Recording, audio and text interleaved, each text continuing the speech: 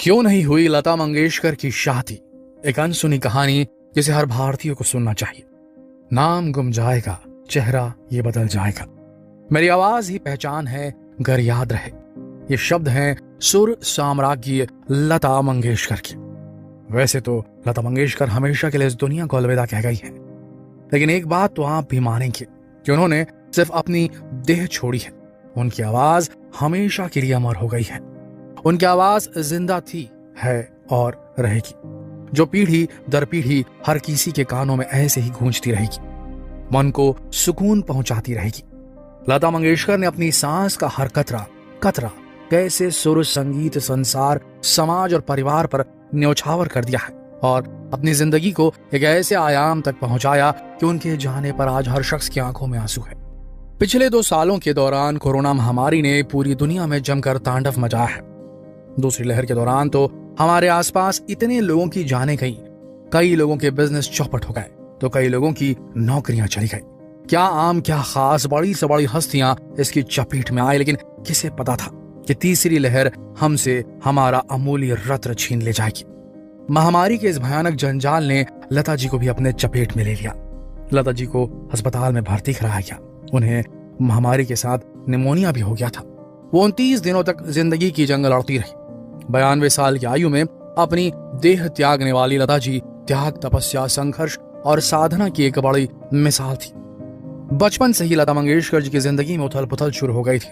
लता मंगेशकर जी महज 13 साल की थी जब उनके सिर से पिता का साया हट गया। इसके बाद उन्होंने जिस तरह से खुद को दरकिनार करके परिवार को पाला, 80 साल तक जिस तरह से सुर साधना की और जिस ईमानदारी के साथ अपने पेशे में बनी रही, आजकल बहुत कम ऐसा देखने को मिलता है।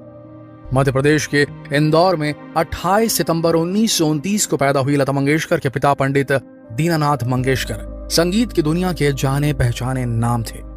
वो मराठी रंगमंच से जुड़े हुए थे। लता जी ने अपने पिता से ही संगीत की शिक्षा ली थी, लेकिन 13 साल की उम्र में ही उनके सिर से पिता का साया हट गया।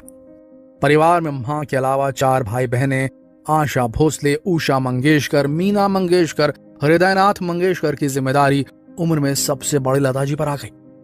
जिस उम्र में बच्चे खेलते हैं, उस उम्र में पूरे परिवार का पालन पोषण करने जैसी जरूरी जिम्मेदारी लता जी के कंधों पर आ गई। क्योंकि लता जी को संगीत और रंगमंच विरासत में मिली, इसीलिए इसी फील्ड में काम करना उन्होंने सही समझा।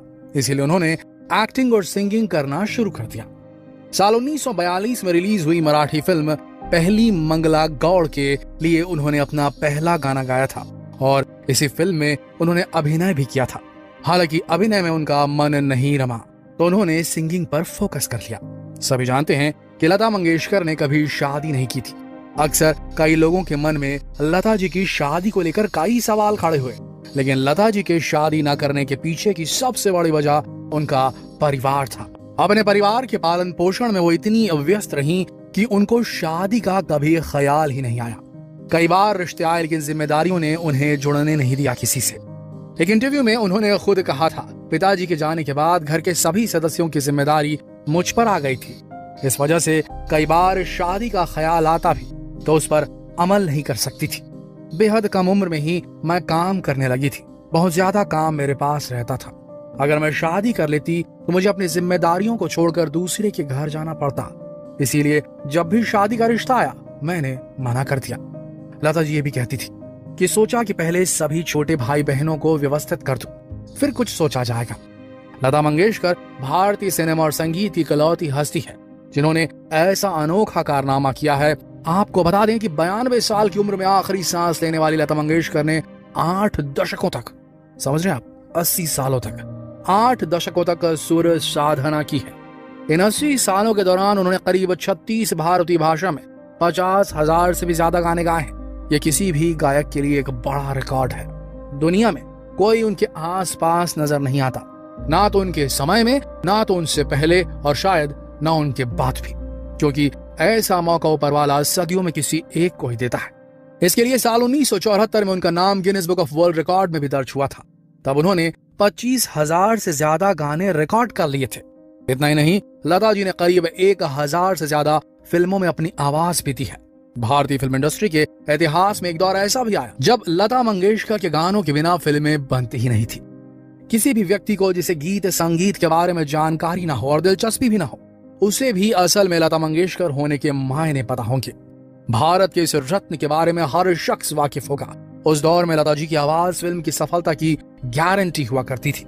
जैसे आज के दौर में कंटेंट किंग होता है, वैसे उस दौर में लता जी सिंगिंग क्वीन हुआ करती थी। हालांकि बाद में उन्होंने स्वास्थ्य कारणों से गाना कम कर दिया था। साल 2001 में उनकी संगीत साधना को देखते हुए भारत के सर्वोच्च नागरिक सम्मान भारत रत्न से उन्हें नवाजा गया। वो पद्म विभूषण, पद्म भूषण, दादा साहब फाल्के सम्मान से भी सम्मानित हो चुकी थी। उनके नाम कई नेशनल फिल्म अवार्ड और फिल्म फेयर अवार्ड्स भी दर्ज है।